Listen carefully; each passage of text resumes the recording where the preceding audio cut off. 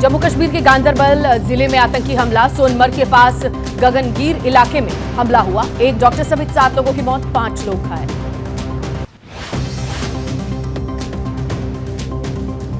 रविवार देर शाम गगनगीर के पास बन रही टनल की निर्माण साइट पर हुआ हमला। 2 हमलावरों ने कैंप को निशाना बनाकर धुआंधार फायरिंग की है। काम से लौट रहे लोगों पर गोलियां बरसा दी। गांदरबल के आतंकी हमले की जिम्मेदारी आतंकी संगठन टीआरएफ ने ली। द रेजिस्टेंस फ्रंट आतंकी संगठन लश्कर-ए-तैयबा की ही एक शाखा है। भारत के खिलाफ आतंकी साजिश में शामिल रहा है लश्कर-ए-तैयबा। आतंकी हमले को लेकर प्रियंका गांधी का एक्स पर पोस्ट लिखा। आतंकवादी घटना के खिलाफ पूरा देश एकजुट है। कांग्रेस बोली गांदरबल में हुआ आतंकी हमला बेहद शर्मनाक और दुखद।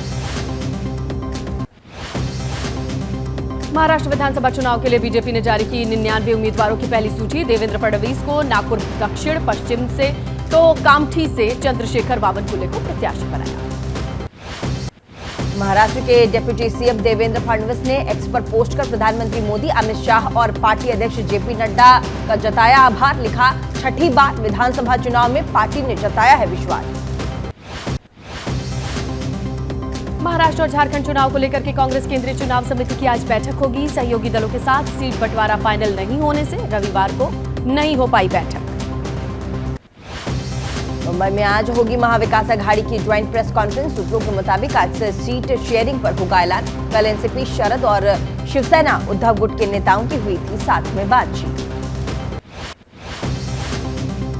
एनसीपी शरद गुट के नेता अनिल देशमुख बोले, सीट शेयरिंग को लेकर महाविकास अघाड़ी में नहीं है कोई विवाद। ज्यादातर सीटों पर हो गई है सहमति। आज शरद गुट के कुछ उम्मीदवारों का नाम का ऐलान हो सकता है। केंद्रीय मंत्री और आरपीआई नेता रामदास आठवले ने महाराष्ट्र बीजेपी से 5 सीटें मांगी हैं। बीजेपी नेताओं ने मुलाकात के बाद बोले, अगर महायुति की फिर बनती है सरकार तो एक कैबिनेट मंत्री का भी मिलेगा पद।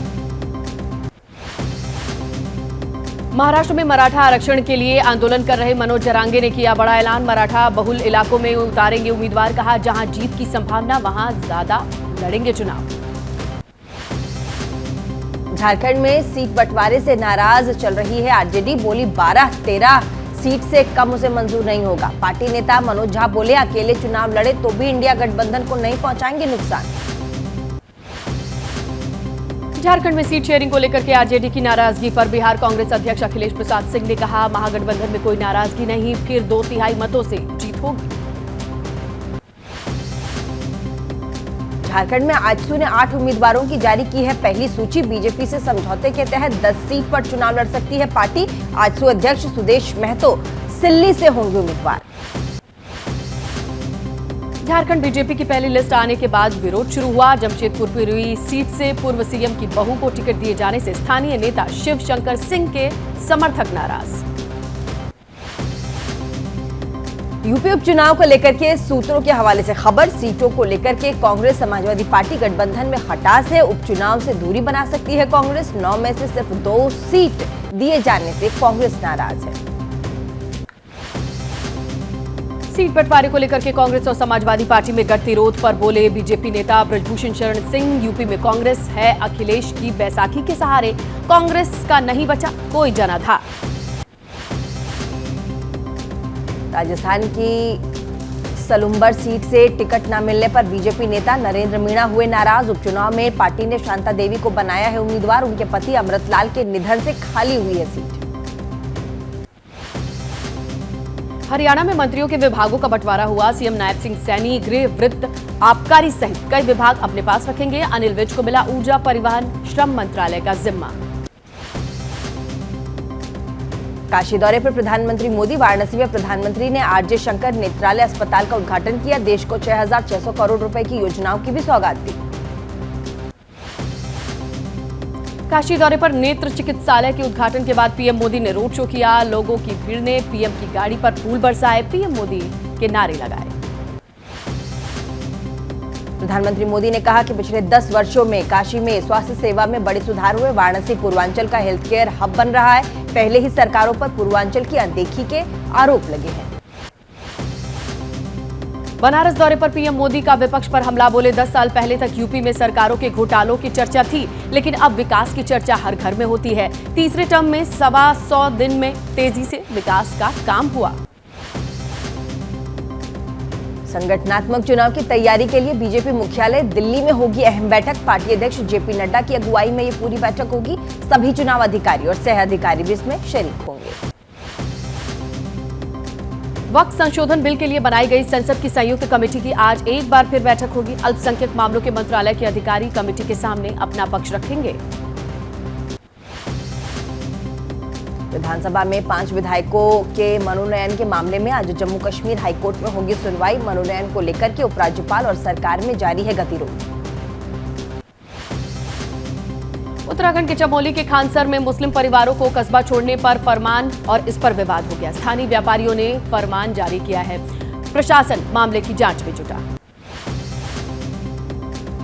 चमोली में मुसलमानों को कस्बा छोड़ने के फरमान पर बोले एआईएमआईएम के अध्यक्ष असदुद्दीन ओवैसी। देश में मुसलमानों को बना दिया गया है छूट। उत्तराखंड की सरकार हर मोर्चे पर नाकाम रही है। पश्चिम बंगाल की सीएम ममता बनर्जी ने कोलकाता में अनशन पर बैठे जूनियर डॉक्टर्स से बातचीत के लिए उन्हें बुलाया। आज शाम 5 बजे सचिवालय में मुलाकात संभव। डॉक्टर्स अपनी मांग पर कायम। हरियाणा के मुख्यमंत्री नायब सिंह सैनी का सीएम आतिशी पर पलटवार। कहा सरकार ये बताए कि दिल्ली बॉर्डर से ओखला तक यमुना में मिलने वाले गंदे नालों के लिए कौन जिम्मेदार।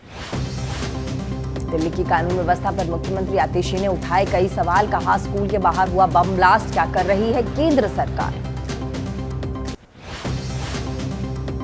आप नेता मनीष सिसोदिया ने भी बोला बीजेपी पर हमला। कहा केंद्र सरकार ने दिल्ली के लॉ एंड ऑर्डर को गैंगस्टर के हाथों सौंपा। राजधानी के हालात खराब होने के पीछे बीजेपी का हाथ। दिल्ली के मंत्री सौरभ भारद्वाज बोले अगर उपराज्यपाल साहब से कानून व्यवस्था नहीं संभल रहा है तो इस्तीफा दे दें। बिगड़ती कानून व्यवस्था से दहशत का माहौल है।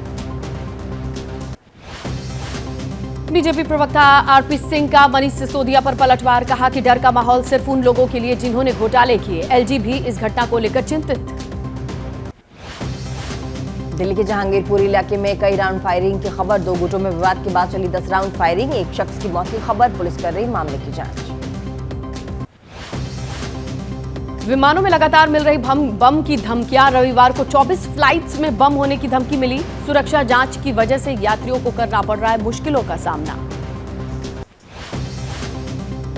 केंद्रीय नागरिक उड्डयन मंत्री राममोहन नायडू ने कहा है कि फ्लाइट्स में बम की धमकी की जांच कर रही एजेंसियां। मामलों में जो कोई भी दोषी पाया जाएगा उसे कड़ी सजा दी जाएगी। जोधपुर फ्लाइट को बम से उड़ाने की धमकी एक बार फिर मिली। इंडिगो की पुणे जोधपुर फ्लाइट में बम होने की सूचना मिली थी। सुरक्षा एजेंसी की जांच के बाद फ्लाइट को रवाना किया गया। राजस्थान के किशनगढ़ में स्टार एयरलाइंस की फ्लाइट में भी मिली थी बम की सूचना। पुणे से किशनगढ़ रवाना होने के बाद मिली थी यह धमकी। जांच के बाद प्लेन में नहीं मिली कोई भी संदिग्ध चीज। बाबा सिद्दीकी हत्याकांड में एक और गिरफ्तारी। मुंबई क्राइम ब्रांच ने बेलापुर से एक और आरोपी भगवंत को गिरफ्तार किया। हत्याकांड में 10वीं गिरफ्तारी हुई है।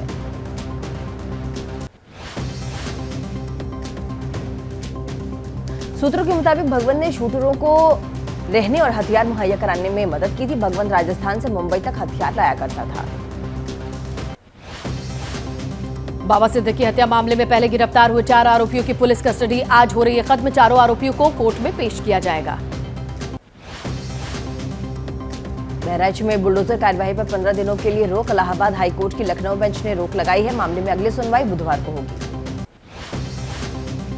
बहराइच में बुलडोजर एक्शन का मामला पहुंचा सुप्रीम कोर्ट। हिंसा आरोपियों ने कहा सरकार का मकसद बगैर मुकदमा सजा देना है। पंजाब और हरियाणा में अभी भी रुक नहीं रही पराली जलाने के मामले। हरियाणा के करनाल में किसान जला रहे खेतों में पराली। बंगाल की खाड़ी में 23 अक्टूबर तक चक्रवाती तूफान आने की आशंका। चक्रवात डाना को लेकर के पश्चिम बंगाल सरकार अलर्ट। पटाखों पर रोक से जुड़े मामले पर सुप्रीम कोर्ट में आज सुनवाई होगी। संविधान की प्रस्तावना से धर्मनिरपेक्ष और समाजवादी शब्द हटाने की मांग वाली याचिकाओं पर सुप्रीम कोर्ट में आज सुनवाई होनी है। उत्तर प्रदेश मदरसा एक्ट को असंवैधानिक घोषित करने के मामले में सुप्रीम कोर्ट में आज होगी सुनवाई। पंजाब के होशियारपुर में गोली मारकर पिता पुत्र की हत्या, फायरिंग के दौरान 2 बच्चे भी जख्मी हुए। बिहार के नवादा में 102 एम्बुलेंस चालकों ने शुरू किया अनिश्चितकालीन हड़ताल, सभी एम्बुलेंस को अस्पताल में खड़ा किया, 4 महीने से बकाया वेतन समेत कई मांगे।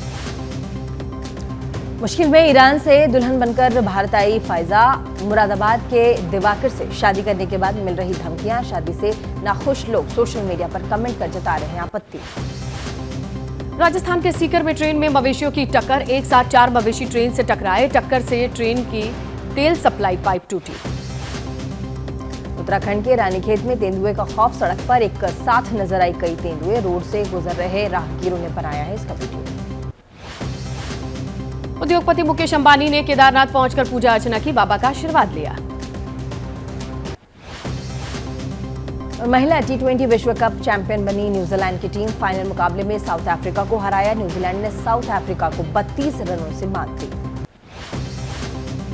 दक्षिण अफ्रीका की टीम का चैंपियन बनने का सपना चकनाचूर हुआ, लगातार दूसरी बार फाइनल में हारकर खिताब जीतने से चूक गई साउथ अफ्रीका।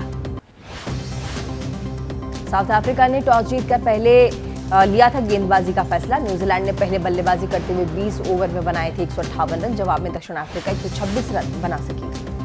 न्यूजीलैंड की तरफ से बल्लेबाजी में अमेलिया केर ने सबसे ज्यादा 43 रन जोड़े। अमेलिया केर बल्लेबाजी के साथ ही गेंदबाजी में भी उनका दबदबा रहा, अमेलिया केर ने दक्षिण अफ्रीका का 3 विकेट चटकाए, उन्होंने प्लेयर ऑफ द मैच भी उनको चुना गया। न्यूजीलैंड की तरफ से रोजमेरी मैयर ने 3 विकेट लिए, ब्रुक्स हॉलिडे और बाकी ने 1-1 विकेट लिए। साउथ अफ्रीका के लिए मलाबा ने सबसे ज्यादा 2 विकेट झटके हैं, जबकि क्लोड राय, नादिम डी क्लार्क और आयोबोंगा खाका को 1-1 विकेट मिला है। कीवी टीम 14 साल बाद फाइनल में पहुंची थी, इससे पहले 2009 और 2010 में रनर अप रही थी।